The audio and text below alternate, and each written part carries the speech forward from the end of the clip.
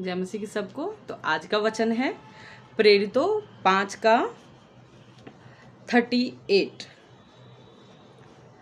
इसलिए अब मैं तुमसे कहता हूं कि इन मनुष्यों से दूर रहो और इनसे कुछ काम न रखो, क्योंकि यदि ये काम मनुष्य की ओर से हुआ तब तो मिट जाएगा, परंतु यदि ये परमेश्वर की ओर से है तो तुम उसे कदापि मिटा ना सकोगे।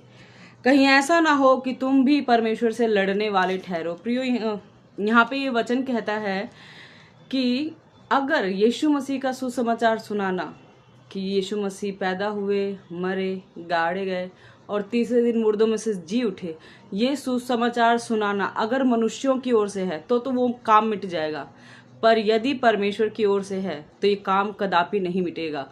और कहीं ऐसा ना हो, यहाँ पे फरीसी अपने लोगों को कह रहे हैं कि ऐसा ना हो कि तुम परमेश्वर से लड़ने वाले ठहरो, क्योंकि इसके ऊपर लिखा हुआ है कि कुछ टाइम पहले थिरुयास ये कहता हुआ उठा कि मैं कुछ हूं, और 400 लोग उसके पीछे हुए और वो सब तितर बितर हुए। इसके बाद लिखाई के दिनों में यहूदा गलीली उठा और उसने भी अपनी ओर से कहा कि वो कुछ है और कुछ काम किया, और वो भी नाश हो गया, उसके काम भी नाश हो गए और उसके चेले भी तितर बितर हो गए। पर प्रियो, यीशु मसीह का सुसमाचार सुनाना 11 लोगों से शुरू हुआ था और आज ये पूरी दुनिया में फैला है। क्यों? क्योंकि ये काम मनुष्य की ओर से नहीं है जो मिट जाएगा। आज से पहले कितने लोग खड़े हुए कि मैं भी कुछ हूं, मैं भी कुछ हूं बोलते हुए, सब नाश हो गए। और परमेश्वर का काम कभी नाश नहीं होता है। तो हमारा जो ये सुसमाचार है जिस पे हमने विश्वास किया है, ये परमेश्वर की ओर से है और इसलिए ये नाश नहीं हो रहा है पर बढ़ता ही जा रहा है।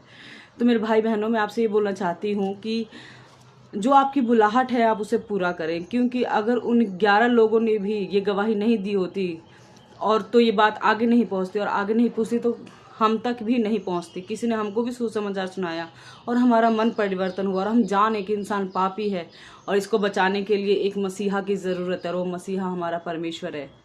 तो परमेश्वर ने आपको जो भी बुलाहट दी है मेरे भाई बहनों, उसे आप पूरा करें। जबकि आप ये मानते हैं कि आपकी कमाई पर आशीष परमेश्वर की ओर से होती है तो ही सब कुछ पूरा होता है। तो यही विश्वास करिए कि आप जो भी करें उसके साथ आप परमेश्वर का वचन भी मानते चले, परमेश्वर की बुलाहट को सुनते जाएं, क्योंकि यहूदा इस्करियोत जिसने परमेश्वर को धोखा दिया, उसने भी अपनी बुलाहट को पूरा किया कि परमेश्वर को धोखा देना उसकी बुलाहट थी। तो क्या हम और आप इससे भी बेकार हैं? नहीं ना।